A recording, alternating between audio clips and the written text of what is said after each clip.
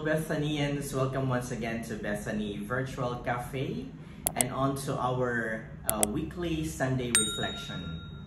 And for this Sunday, we celebrate the 6th Sunday in Ordinary Time, Year C.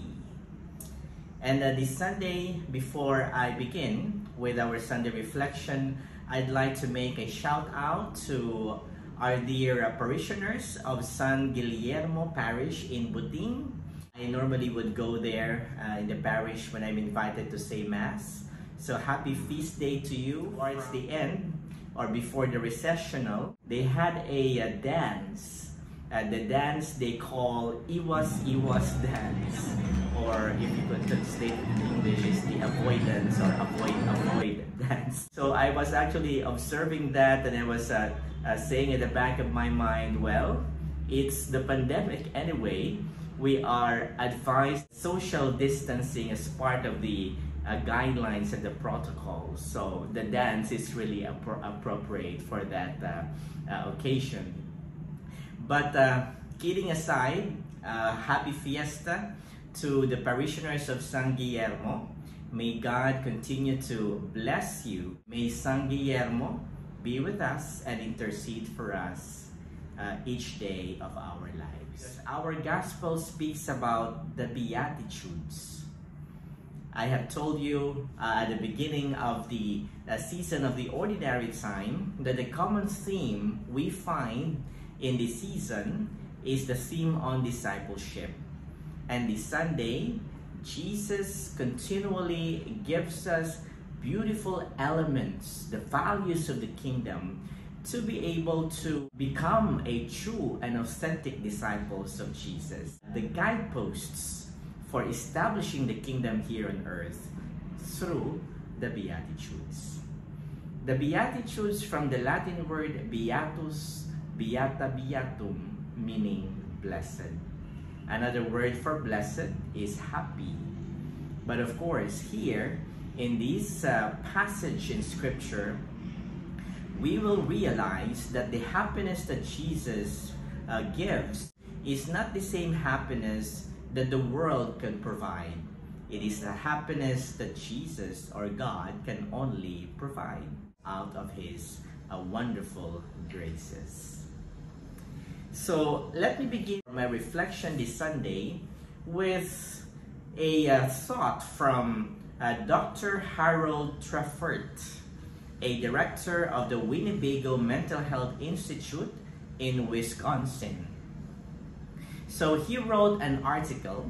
The title of the article is The American Fairy Tale. In that article, he discusses 5 dangerous ideas we have about the meaning of happiness.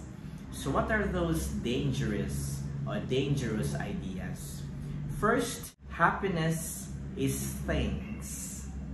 Happiness is things. The more you accumulate and have, the happier you will be. Second, happiness is what you do. The more you produce and earn, the happier you will be. Third, happiness is being the same as others. The more you are fashionable and conform with the times, the happier you will be. Fourth, happiness is mental health. The fewer problems you have and the more carefree you are, the happier you will be. And finally, fifth, happiness is communicating with electronic gadgets. The more you can accumulate with a television set, a satellite, or a computer, the happier you will be. So according to Dr. Treffert, these 5 myths about happiness are the cause of many mental health problems today. If happiness cannot be found through these 5 myths, the American fairy tale, then where do we find it? Jesus, this Sunday, gives us the concrete way, the guideposts in order to achieve and attain true and lasting happiness. If the happiness that Jesus provides us through the Beatitudes is the happiness that would make us truly happy, blessed, and experience the joy that Jesus could promise us, something that we can experience ultimately in the life thereafter when we face the Lord in the beatific vision. Then if we establish it here on earth, then you'll be able to experience such life of joy and happiness here on earth. So it's like experiencing heaven on earth. Now, the 8 Beatitudes are composed of 2 different sets. And so I'd like to point out my reflection under these 2 main sets. So the first set is this: happiness of the poor in spirit. One thing, or one of the best learnings that we can learn from the Beatitudes is that we can be poor in spirit, or that we recognize right from the very beginning that we are poor in spirit. Why? Because we recognize our limitations, we recognize our weaknesses, and in so recognizing our limitations and weaknesses, we depend our lives into a God who is all perfect, a God who is free of limitations, a God who is all powerful, and a God who is omnipresent, who is with us and among us. And so when Jesus says, "Blessed are the poor in spirit," we recognize first and foremost who we are. We, as created beings of God, we who accepts and acknowledges our weaknesses and limitations, are subjecting ourselves, limited that we are, to a God who is all perfect, to a God who is all powerful, who provides us with everything that we need. In his book On This Day by Carl D. Windsor, he includes this one beautiful anecdote. Even the most devoted couple will experience a stormy bout once in a while. A grandmother celebrating her golden wedding anniversary once told the secret of her long and happy marriage. She said, "On my wedding day, I decided to make a list of 10 of my husband's faults, which for the sake of our marriage, I would overlook," she said.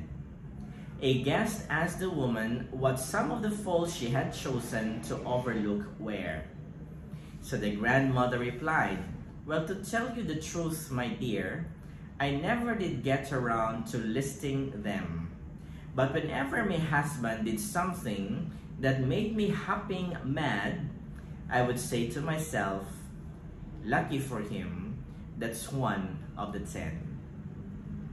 So today, the words of Beatitudes invites us to consider anew our dependence on God, to acknowledge Him as the supreme authority in our lives, and to recognize in Him the source of our identity and the source of our happiness. And that though we are poor in spirit, He is there to give us that happiness that we so yearn in this world. That happiness that ultimately will be achieved or fulfilled in the life thereafter in the beatific vision. The problem with today's world is the refusal to trust in God. And when we refuse to trust in God, then we rely on our own personal power. And when we do so, we close our eyes, we close our lives, or we close ourselves away from a God who is willing to impart to us His unceasing love and graces. Or that at times also we wait for trials to come until we could realize and recognize the presence of the Lord. But that must not be so the case, because if we don't accept God's almighty help, if we don't depend our lives on Him, then we won't be able to attain true and lasting happiness. From the second set of Beatitudes is the happiness of the pure of heart. When we speak about the pure of heart, we speak about a heart that is morally pure, sincere, and honest. The pure of heart is able to discern the presence of God even in the most ordinary events in one's life. Barbara L. Fredrickson, PhD, has spent 15 years studying happiness. So it's interesting to know that there are actually doctors in the field who would study about happiness. And she has reached the conclusion that happiness comes from finding positive meaning in the things that happen to us. You get a flat tire on the way to work, some would say bad experience. You have a great conversation with the mechanic who comes to fix your flat, then we can say it's good experience. Your presentation at work didn't wow your colleagues as much as you had hoped it would be, bad experience. But you learn valuable lessons from your failure that you can use in making your next presentation good experience. So there you see, it pays to see the positive side of life. And when we do so, it gives us happiness. Well, of course, this is only happiness at the periphery. But what it's saying is that we can always change our mind frame. We can always wire our mind to think positive thoughts. And in doing so, we can be happy in one way or the other. People who find positive meaning even in bad experiences has the purest heart. He or she is able to see the good in his or her life, pointing them out with reference to the God who is truth, to the God who is goodness, and to the God who is all beauty. This Sunday, Jesus reminds us to establish heaven here on earth by following, other than the commandments of God, the Beatitudes, to attain true and lasting happiness, something that the world cannot give, but something that only God can give to all of us. For our reflection this Sunday, let us try to ask ourselves this question.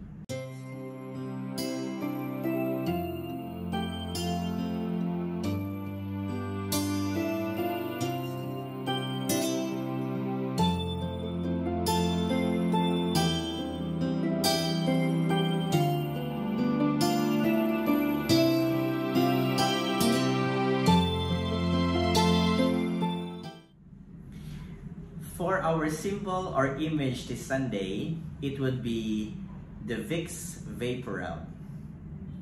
Now I know you would be wondering why the Vicks VapoRub. Well, it actually reminds me of Giopre, who happens to be a stand-up comedian and is very famous in the US. One time, he's mentioned about how the Vicks VapoRub has been used by his mother to cure just about anything. Well, what's in the Vicks VapoRub? Well, it gives you a temporary relief. So why this of all symbols this Sunday? Well, it is to remind us that though we may find some temporary relief in this world, nobody can give us that lasting and eternal happiness. The Beatitudes is a reminder that if we are searching for true happiness, if we are searching more than temporary relief or temporary happiness in this world, we can always attain it if we follow the Beatitudes. May the Beatitudes be our source of eternal and lasting happiness. God bless us all. Until next time, Bethany.